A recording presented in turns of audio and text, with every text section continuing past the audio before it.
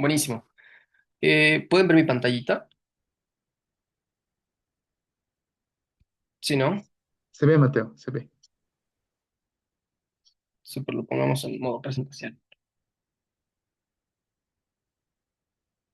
Bueno, voy a apagar mi camarita para que podamos tal vez tener una mejor conexión de mi parte porque estoy con un wifi bastante malo. Pero denme un segundo. Ya. Bueno, empecemos. Bueno, como les decía, realmente espero que podamos participar todos, podamos tener un espacio de diálogo entre todos nosotros. Y bueno, para mí es un verdadero placer estar acá. Ay, denme un segundo que no sé dónde no encuentro mi presentación. La pueden ver, ¿no? Sí, podemos ver. Denme un segundito.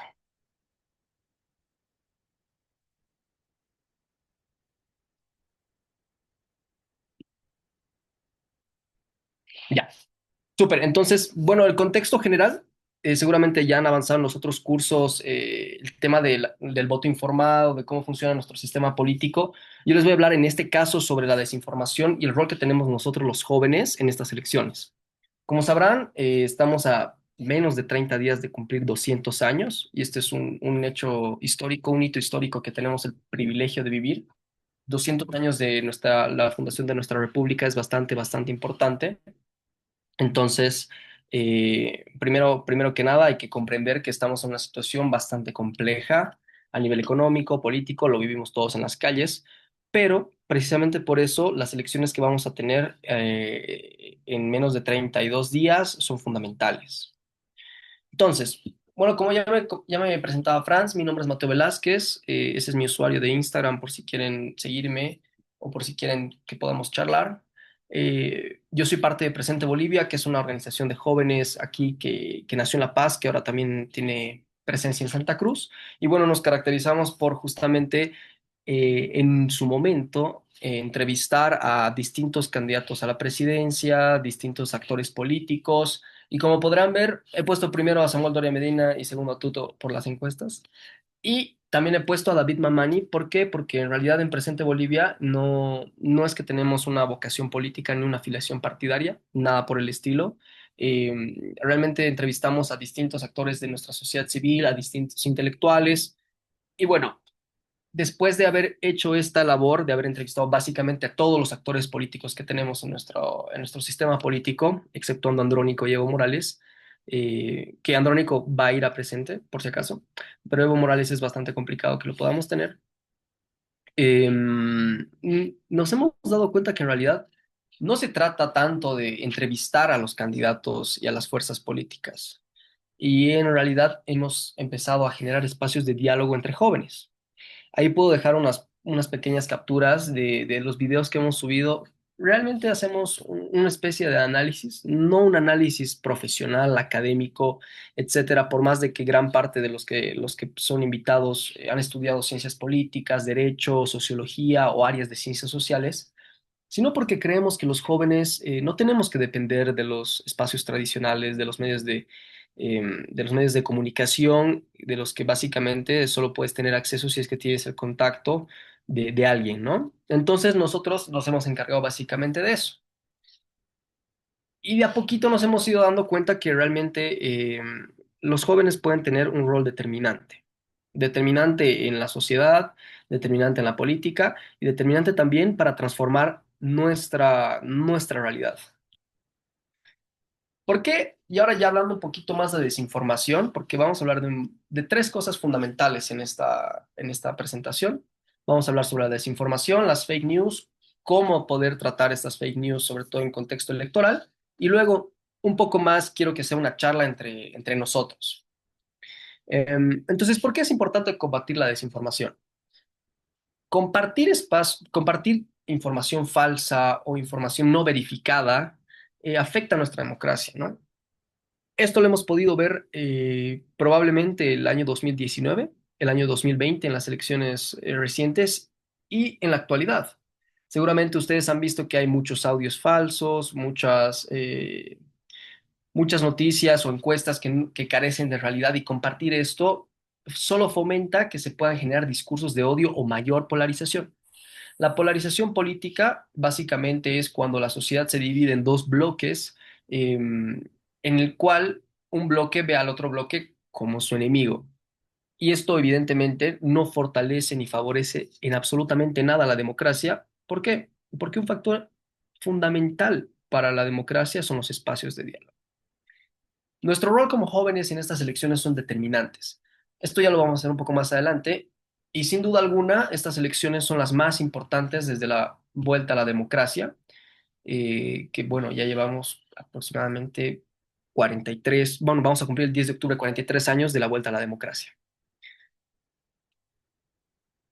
Entonces, para hacer esto no tanto un monólogo y algo más interactivo, volvamos un poco en el tiempo y quisiera que tal vez dos personas, Rodrigo, perdón, Franz, no sé si me puedes ayudar tú viendo las manitos porque yo estoy con la presentación.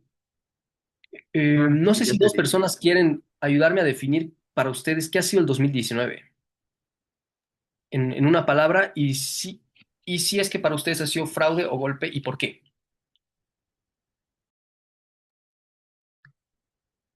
Vale, Mateo, estamos abiertos. Pueden levantar su mano todas las personas que están aquí participando.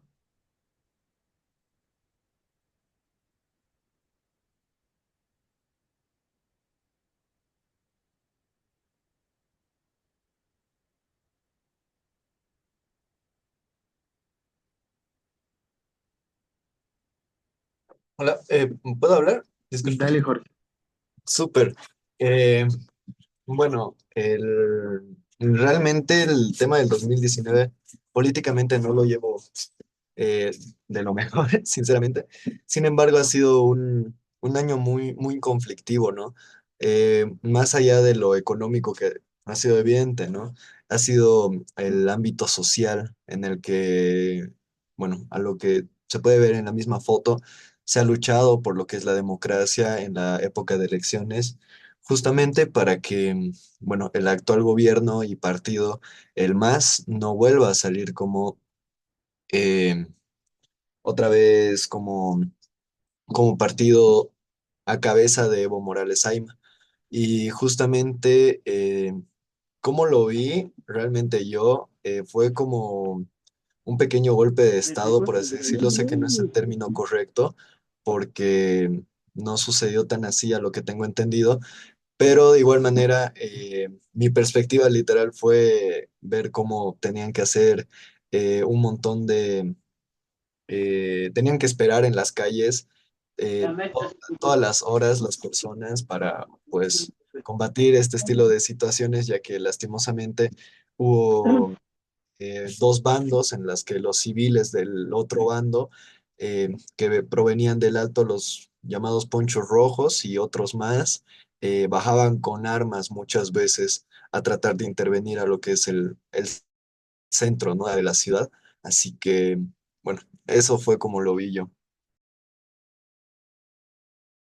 Buenísimo, gracias. No sé si hay alguien más que quiera compartir su experiencia. Sí, tenemos dos manitos, Daniela y Carla. Daniela, puedes al micrófono activar. ¿Cómo están? Muy buenas noches. Me gustaría comenzar diciendo que es una situación muy compleja, muy complicada, de la que se ha hablado mucho, pero de la que tenemos pocas conclusiones, ¿no? En lo personal, yo considero que está mejor tipificado como fraude y posterior revolución.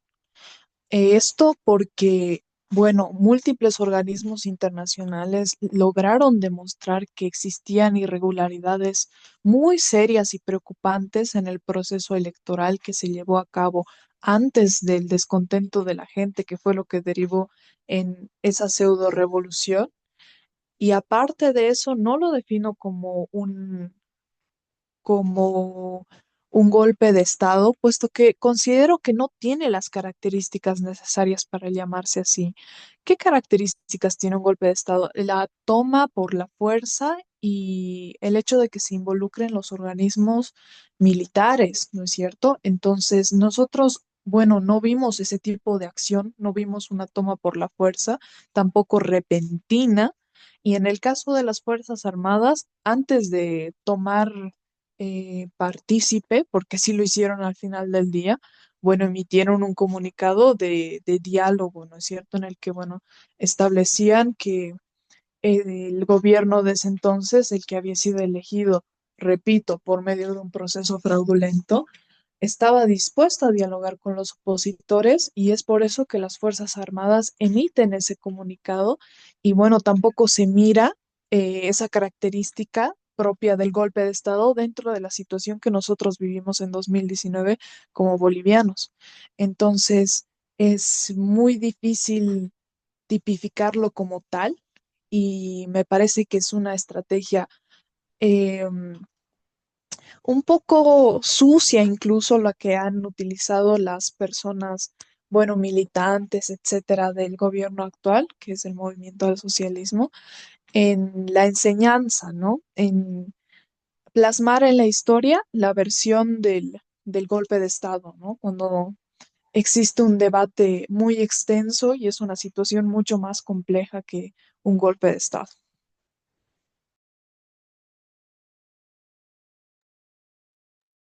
Perfecto. Gracias por tu participación. ¿Hay alguien más o seguimos? Tenemos una más, Mateo. Dale. Ah, ok. Bueno, creo que la palabra para definir la situación que ocurrió en 2019 sería polarizante, ya que particularmente yo soy de la Ciudad del Alto, entonces veíamos las cosas distintas, ya que se maneja esta narrativa de que muchas de las personas que iban a atracar las tiendas de La Paz venían netamente del Alto y que eran movimientos sociales, y se deja por fuera la narrativa también de que cuando existen estas revoluciones, obviamente existen saqueadores que no es que están yendo en favor de un grupo o del otro, es más que están aprovechando la situación que se suscita. Y creo que a partir de esas fechas, el Alto queda con una imagen un poco manchada, distinta a la imagen que teníamos en los conflictos del gas de allá de principios de los 2000.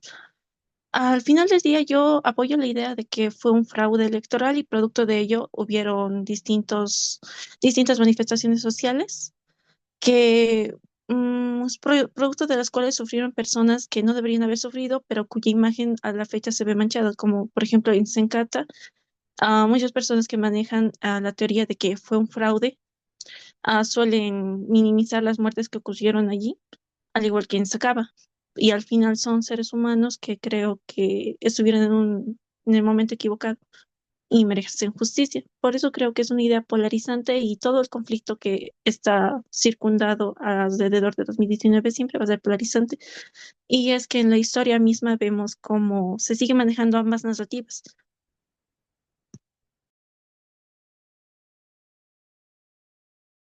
Perfecto. Ahora sí ya estamos, ¿no? Con todas con todas las participaciones.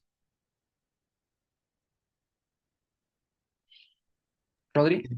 Todo, ya está. Sí, bueno, justamente como pueden acabar de ver, hay dos visiones distintas sobre lo que podría haber sido el fraude o el golpe. Yo creo que en ese momento, justamente las brechas básicamente comunicacionales y de información eran muchísimo mayores y más amplias, ¿no? Ya han pasado casi 6 años de lo que ha pasado el 2019. Eso se va a cumplir en noviembre. Y bueno, todavía existen dudas, ¿no? De lo que ha pasado, pero les aseguro que en ese momento nos obligaban a tomar una posición y como pueden ver en la imagen, como población también estábamos divididos entre los que creían que era golpe y fraude, cuando por lo menos desde mi perspectiva han habido cosas bastante extrañas de ambos lados, ¿no? Definitivamente han habido, ¿cómo se llama esto? Una manipulación, por así decirlo, del TREP en ese entonces, pero también la ascensión de Janine Áñez, por ejemplo, no es que no ha sido legítima, pero no han dejado ingresar a los parlamentarios a sesionar, ¿no? Entonces,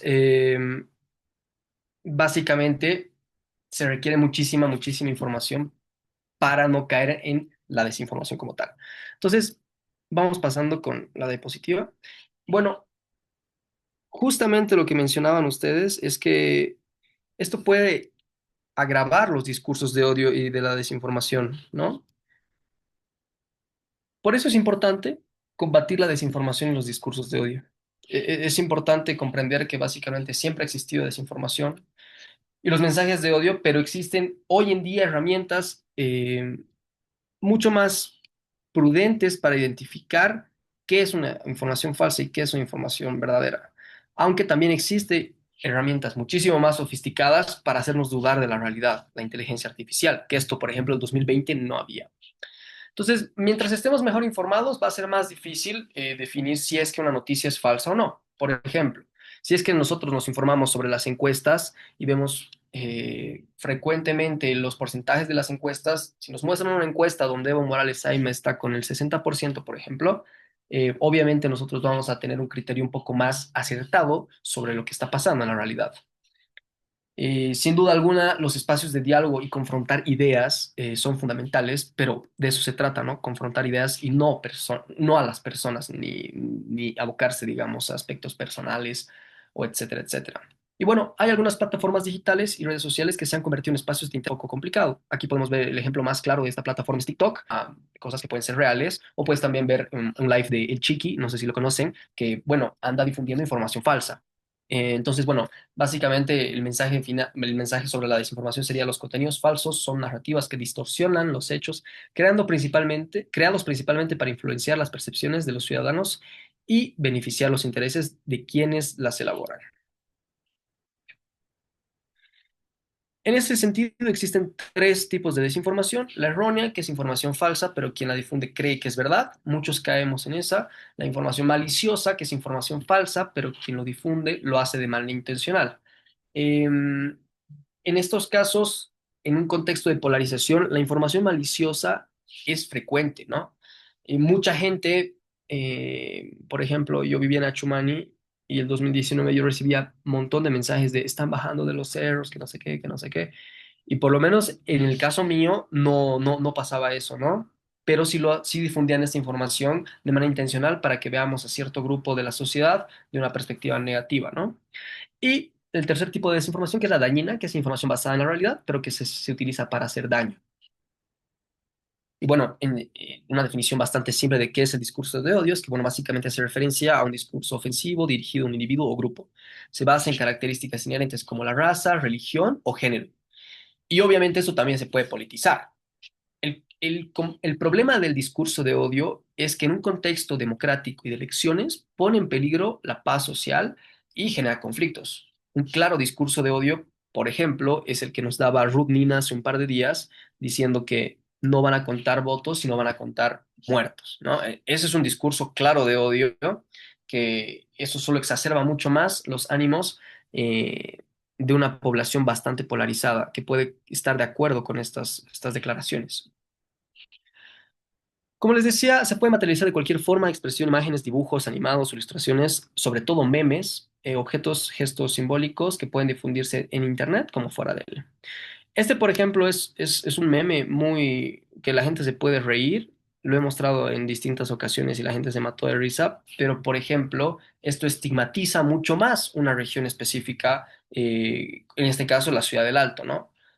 Y estos memes, si bien la gente puede compartirlos con el ánimo de hacer reír, en el fondo están brindando un mensaje y reafirmando un discurso de odio, ¿no?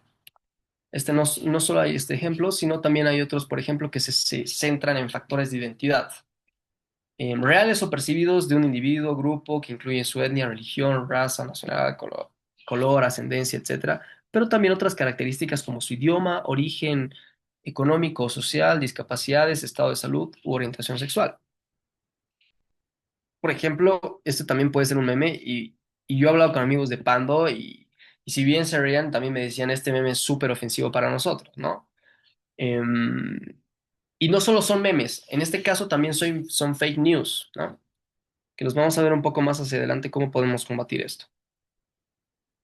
Como les comentaba también, en un contexto electoral también se dan sobre todo esta exacerbación de audios con inteligencia artificial, imágenes, bueno, con movimiento de inteligencia artificial, este tipo de encuestas, discursos de odio, perfiles creados para generar más desinformación.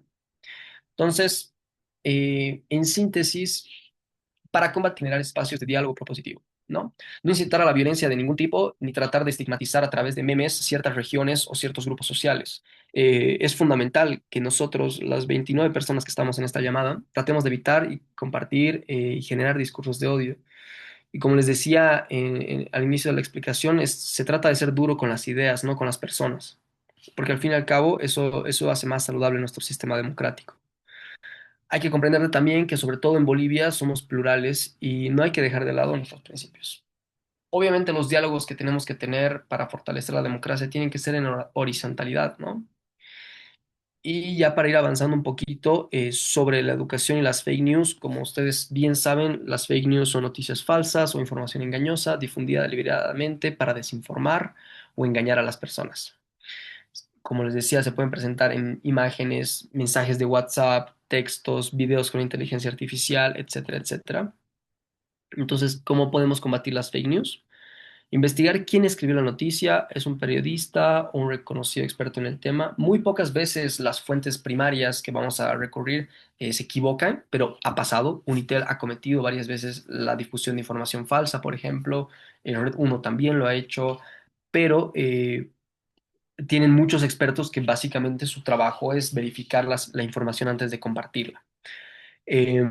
Obviamente los medios de comunicación, como les decía, revisan la noticia que proviene de un medio de comunicación confiable y reconocido.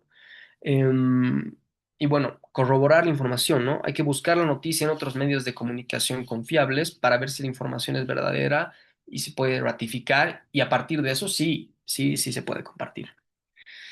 Yo les dejo aquí dos ejemplos claros de páginas que se dedican exclusivamente a verificar noticias. Cuando salió el audio de Evo Morales, por ejemplo, en la llamada de Evo Morales, Chequea Bolivia se hizo bastante famoso porque se encargó de verificar si era un audio de inteligencia artificial. Obviamente ellos son expertos, yo no sé muy bien sus metodologías, pero yo sí sé que estas dos páginas trabajan de manera constante para garantizar que la información que se está publicando es certera o no. Entonces, yo les recomendaría que sigan a estas páginas, Bolivia Verifica y Chequea Bolivia. Como pueden ver, tiene una gran cantidad de seguidores porque realmente han trabajado bastante para que la información que nosotros consumimos pueda ser verificada por ellos. Y no solo la información de noticias en general, sino también últimamente Chequea Bolivia y Bolivia Verifica, por el contexto electoral en el que nos encontramos, está verificando también algunas propuestas sacadas de los pelos. Por ejemplo, 10.000 millones de dólares por litio ya lo han desmentido, es complicado que se pueda lograr, o u otras propuestas de gobierno que se están planteando, ¿no? Es más, el 2020 Bolivia Verifica se hizo bastante famosa porque dio a conocer que un programa de gobierno había sido copiado y pegado tal cual de un partido político del Perú, ¿no? Entonces, como les digo, estas dos páginas son excelentes para verificar una noticia que nosotros tengamos duda de su credibilidad. Ahí les dejo dos QRs para que puedan unirse. Eh, Son dos iniciativas, justamente una de Chequea Bolivia que tenemos, que la estamos trabajando con Chequea Bolivia, que justamente tenemos una página web para saber cuánto falta para las elecciones, los programas de gobierno, saber básicamente información básica para tener un voto informado. Y por otro lado, también tenemos la página de Bolivia Verifica, que es básicamente un canal de difusión del Observatorio de Desinformación Electoral, que se va a encargar precisamente de garantizar de que toda la información falsa sea publicada en esta cuenta para que no caigamos en las fake news, porque estamos en una era, ¿no? de digital donde estamos consumiendo todo el tiempo información. El estudio de la Fundación Internet Bolivia nos da los datos de que por lo menos los jóvenes bolivianos pasamos entre 5 a 6 horas en nuestros teléfonos, ¿no? Entonces estamos constantemente consumiendo información y es mejor verificar la información que estamos consumiendo para compartirla. Porque compartir información verídica sí ayuda a que podamos tomar decisiones más informadas. Ahora, Ahora yo quiero hablarles un poquito acerca del rol que tenemos nosotros los jóvenes, tomando en cuenta sobre la desinformación que habíamos hablado. Em, el rol que tenemos nosotros los jóvenes, los 29 que estamos en la reunión, es fundamental en estas elecciones. Como pueden ver en la imagen, el 31% del padrón electoral se encuentra entre los 18 y 30 años. un tercio de o sea, un tercio de las elecciones, de los votos de las elecciones, va a depender exclusivamente de nosotros. Y como decimos nosotros en presente, estar presentes hace la diferencia.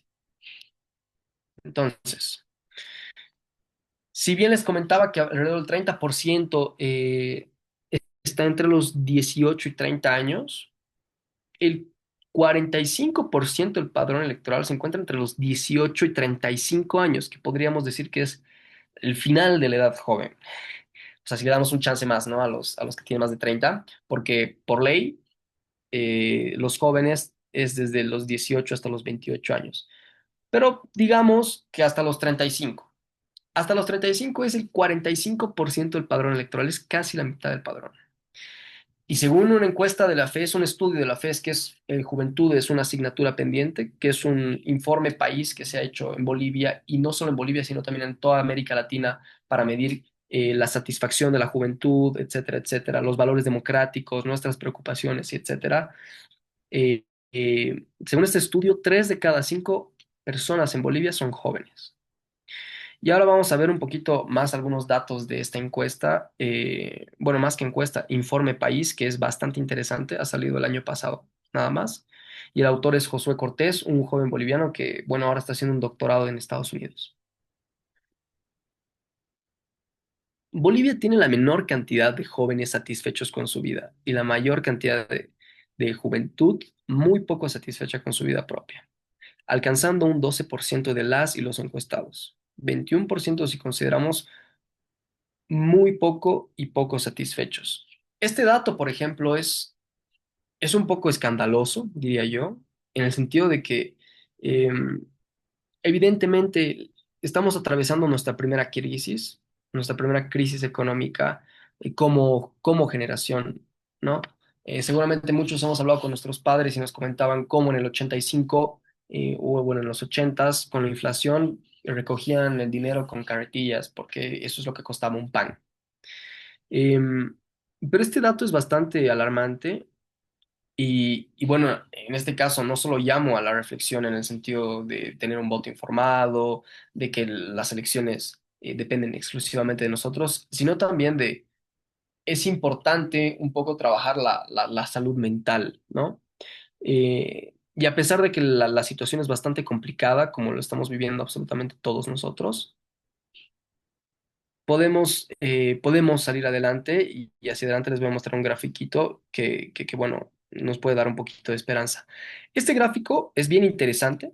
Me gustaría que lo lean y si es que quiere alguien decir algo al respecto, por favor, dejo el micrófono abierto, pero es una figura que habla sobre la satisfacción de los jóvenes en distintos aspectos de nuestra vida, a nivel personal y colectivo y bueno, como podrán ver, respecto al tema de la familia, muchos de los bolivianos estamos muy, muy satisfechos, pero respecto a la situación del país, aproximadamente el 60% se encuentra insatisfecho. Entonces, no sé si alguien quisiera vertir alguna opinión sobre lo que está viendo ahora en su pantalla, o si ustedes o alguien cree que esta encuesta, no sé, por ejemplo, el tema de la situación país para ustedes está excelente, también es admitido. La idea es que podamos dialogar un poquito estos datos de la encuesta. Quisiera saber, tal vez 2 personas pudieran darme sus perspectivas, sus opiniones sobre lo que estamos viendo en pantalla. Dale, Jorge. Súper, muchas gracias.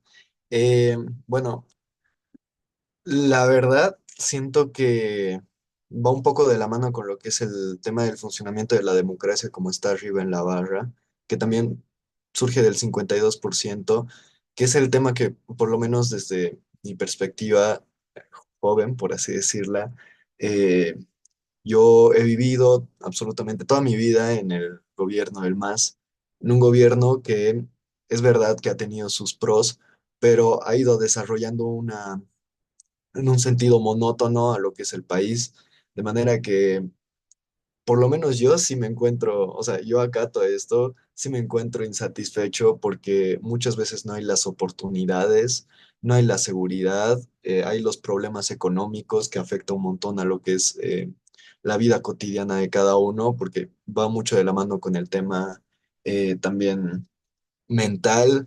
Lastimosamente, en mi opinión, el país de Bolivia es de los países que tienen de las sociedades más divididas, porque como tal, somos un país muy lindo, muy hermoso culturalmente.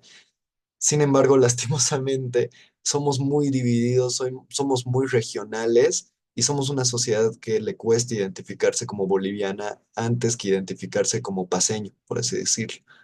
O sea, ser paseño, ser camba, eh, ser tarijeño es prioridad antes que ser boliviano. También ese tema un poquito social y más que todo, aparte, actualmente yo igual me encuentro bastante insatisfecho por la situación el típico, como lo mencionabas, meme de los dinosaurios, que sí lo veo de la misma forma, todos los candidatos, fuera de lo que fueron algunos, que lastimosamente hay unos que ya no están participando, hay otros que sí están participando, pero la mayoría o los que llevan la delantera son candidatos que se han postulado varias veces o que incluso ya han tenido cargos en anteriores veces y no lo han ejercido de la mejor manera y ver también que no hay una nueva mirada, no hay, por así decirlo, un nuevo espacio para equivocarse fuera de lo que ya fue, creo que también es un punto de inflexión muy grande para nosotros.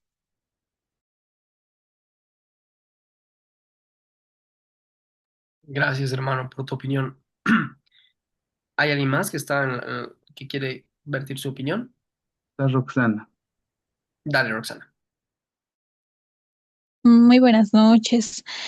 Bueno, viendo los resultados de estas encuestas, también está, ¿no?, el funcionamiento de la democracia con un alto porcentaje de insatisfechos y posiblemente es también por los hechos sucedidos, ¿no?, en 2019 con el fraude electoral que ha dejado muy insatisfecho a los jóvenes en relación al funcionamiento de la democracia y evidentemente la situación del país, cómo se manejan nuestros recursos económicos y es a través de la historia seguimos repitiendo los mismos errores o a las personas que escogemos para ello siguen cometiendo los mismos errores. También me llama la atención los resultados de educación y salud, que más del 50% está satisfecho. Realmente es preocupante porque la educación en nuestro país no es de las mejores y creo que puede mejorar. Y el hecho que los jóvenes o como jóvenes estemos satisfechos, creo que no es muy bueno. Podría ser mucho mejor. Y en salud, bueno, es evidente que no es fácil acceder aquí en Bolivia a la salud. Hay muchos problemas también en el sistema de salud, entonces eso sí me sorprende de que en esta encuesta estén satisfechos en esos dos aspectos. Gracias. Gracias, Roxana. Daniela. Sí, buenas noches.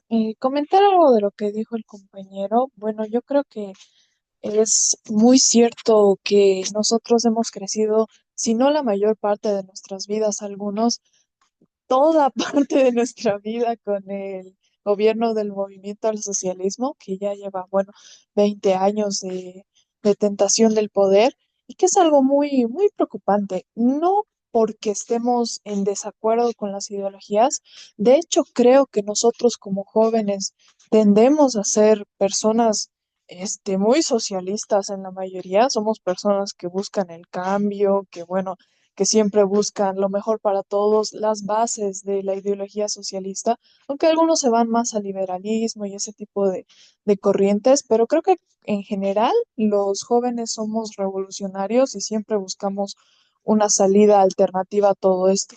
Y no por eso significa que estemos a favor de ciertos gobiernos, ¿no? Principalmente creo que el movimiento al socialismo fue sumamente irresponsable con el tema de la época de bonanza que le tocó administrar o mal administrar, puesto que más allá de que sea monótono, como lo definió el compañero, creo que más bien tuvieron una enorme irresponsabilidad al manejar los recursos, las condiciones favorables de condonación de la deuda externa que les dejó el gobierno anterior, un montón de factores que justo ayer estaba en una plática de economía en la Facultad de Economía, valga la redundancia, y mencionaba, ¿no? El catedrático, el docente, que fueron, o según él, o bueno, él lo ve así, las condiciones más favorables que tuvo algún gobierno en la historia de Bolivia. Y bueno, nosotros como jóvenes vemos eso en retrospectiva y nos preguntamos, pero ¿qué fue lo que hicieron? O sea, realmente no vemos cambio, no vemos propuesta. Incluso se nos utiliza como eslogan político por el lado de Andrónico Rodríguez, por ejemplo, quien se jacta de ser el candidato de los jóvenes, cuando en realidad no estamos experimentando ningún tipo de propuesta renovadora, ninguna propuesta innovadora. Y y lo mismo que decía el compañero, muchísimos de los candidatos son los mismos de siempre.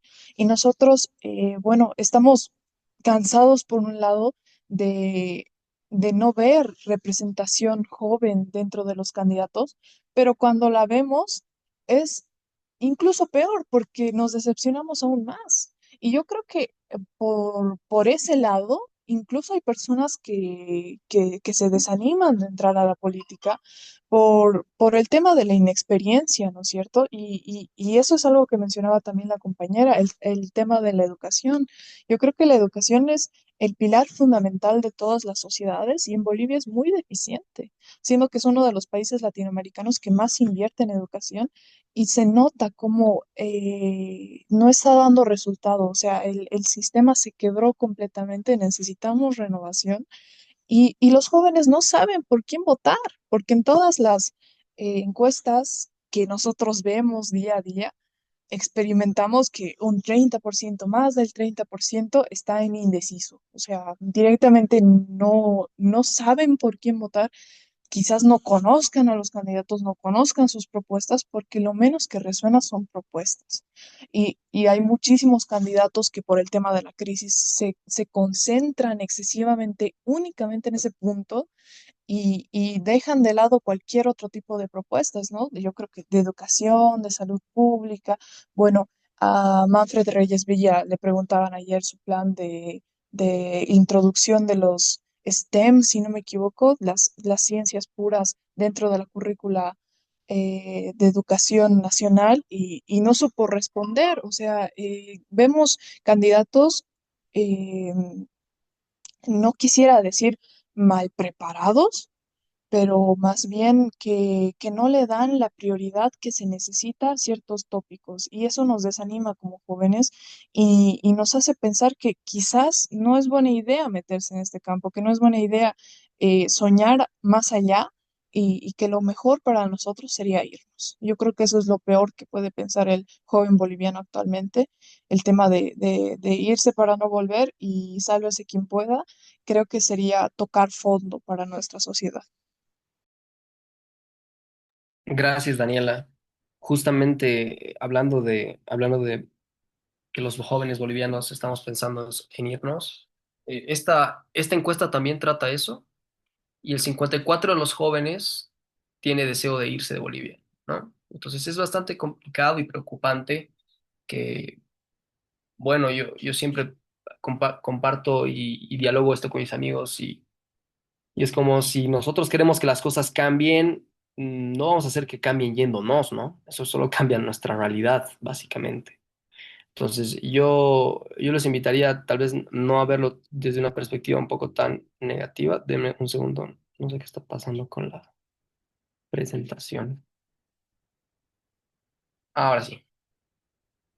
Y bueno, ya nos hemos amargado un poquito, pero también estos datos de la encuesta nos plantean que el 82% de los jóvenes cree que vamos a estar mejor en los siguientes 5 años, ¿no?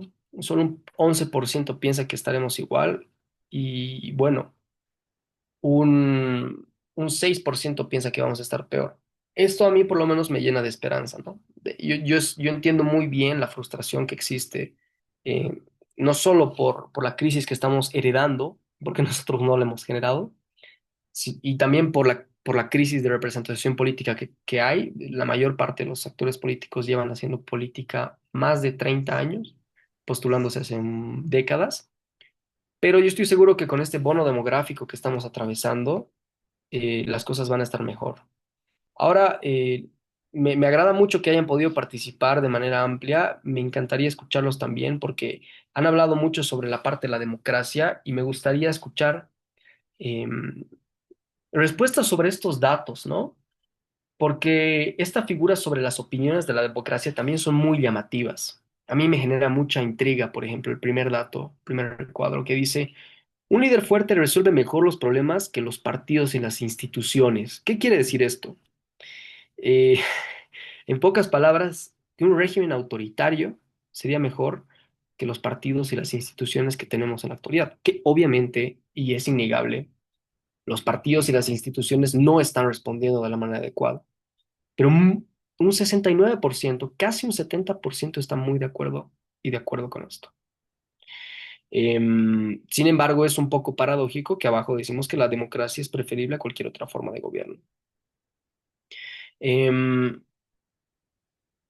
a pesar de eso, también es llamativo el tercer recuadro que nos plantea que la democracia puede funcionar mejor sin partidos políticos. Es, desde mi perspectiva, y esto lo comento no tanto como expositor, sino como para ampliar el diálogo, desde mi perspectiva, es cierto, nuestros partidos son taxi partidos, realmente ninguno responde a la ideología que plantea, pero nuevamente abro el micrófono y me encantaría escuchar lo que ustedes piensan al respecto. Tal vez 2 a 3 intervenciones cortitas, porque igual ya vamos a ir concluyendo. Así que si alguien quiere comentar algo de las encuestas, por favor, bienvenido, bienvenida.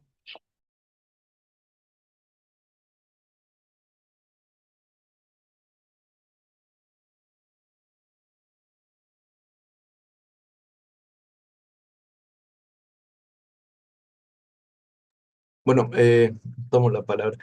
En mi caso, me parece exasperante, la verdad, estos resultados de las encuestas. Creo que siendo objetivo, en general la población acá nacional de Bolivia está muy, muy desanimada, por así decirlo, en el tema democrático, que justamente es lo que más se llega a hacer en las preguntas. Creo que se tiene muy en cuenta que la democracia es una eh, de las formas más aceptadas de votaciones para elegir al gobierno. Sin embargo, como anteriormente lo mencionábamos varios, incluyéndome, esa democracia por parte de lo que han sido los últimos años, varios últimos años, no se ha visto muy reflejada, ¿no?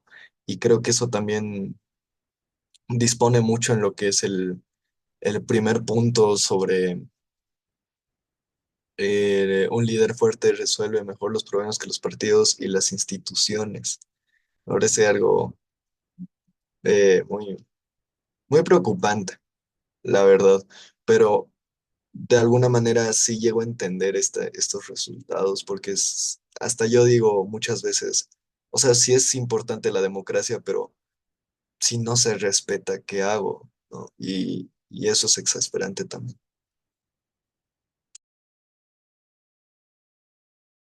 Gracias por tu participación, es súper válido. No sé si alguien más quiere dar algún comentario breve.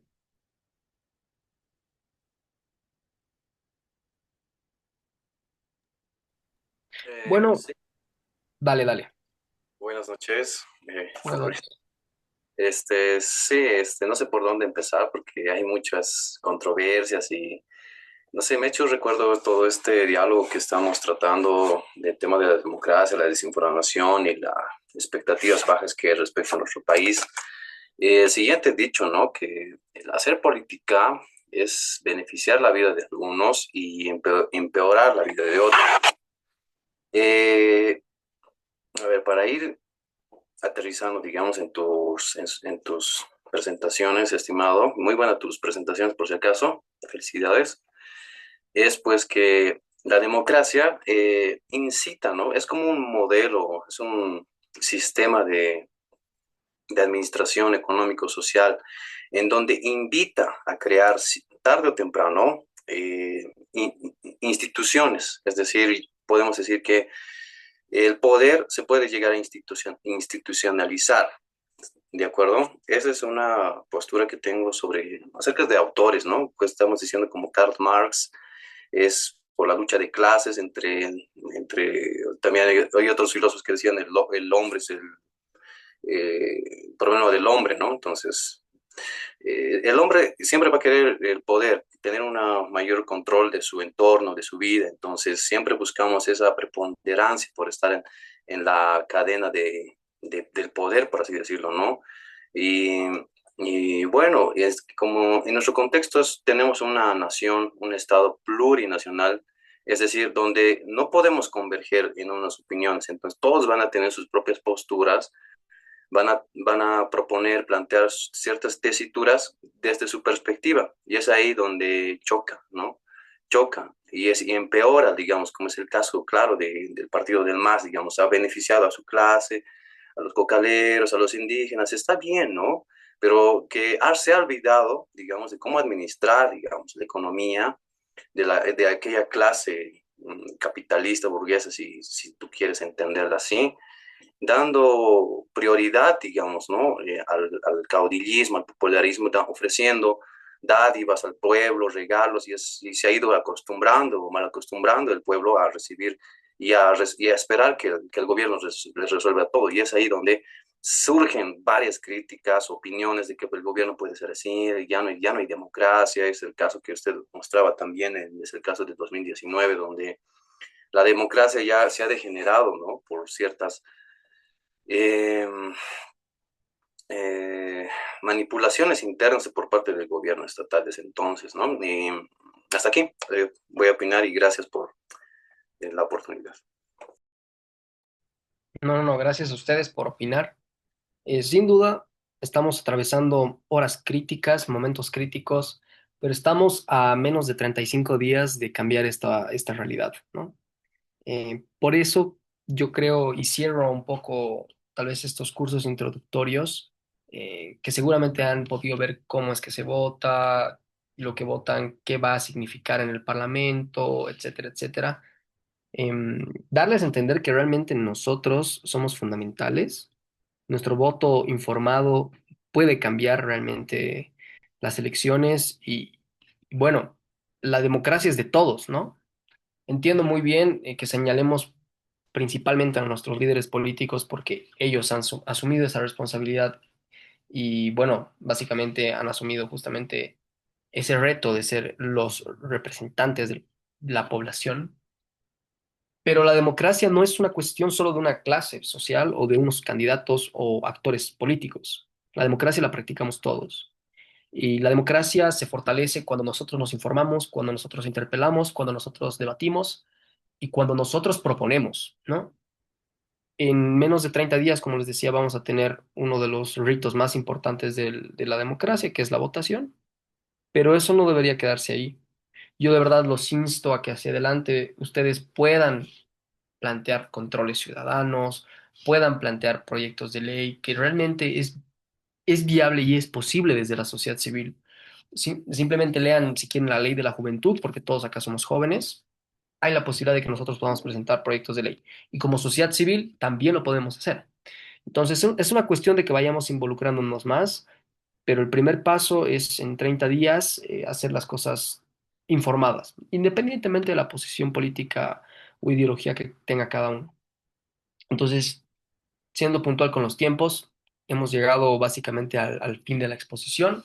Yo les quiero agradecer muchísimo, de verdad, por sus exposiciones. He quedado sorprendido y maravillado con el trabajo que están haciendo, Rodrigo. Realmente se han formado excelentemente. Y bueno, yo les invito a que puedan unirse al canal de WhatsApp de Presente Bolivia. Les estoy dejando el link ahí. Bueno, básicamente hablamos todos los días de política, hablamos y mandamos noticias. Ahí generalmente es el primer medio de información que tenemos para mandar información sobre noticias y demás. Y obviamente los que mandan información falsa se los funa. Así que les dejo ahí un par de segundos más les dejo un par de segundos más el QR para que puedan ingresar. Y en este mismo momento estoy aprovechando también de enviarles el informe de las juventudes, asignatura pendiente, que es justamente los gráficos que estábamos viendo, pero aquí van a poder ver el informe completo. Denme un segundo. Tac. Se los acabo de enviar. Son 34 páginas, pero tiene información bastante relevante y muy buena. Así que igual esperaría que a partir de eso ustedes pueden escribir artículos, pueden hacer absolutamente mil cosas, videos, etcétera. Em, Yo quiero agradecerles nuevamente a Rodrigo, a Melanie por este espacio, a la Junges Network, a la Reddit y sobre todo a todos ustedes que han podido participar, a los que han participado y a los que han podido estar atentos. Em, Realmente para mí es un placer poder dialogar con ustedes sobre cómo fortalecer la democracia y sobre todo estoy muy contento de saber que por lo menos 33 personas vamos a ir a votar informadas en las siguientes elecciones. Muchísimas gracias y bueno, eso es todo.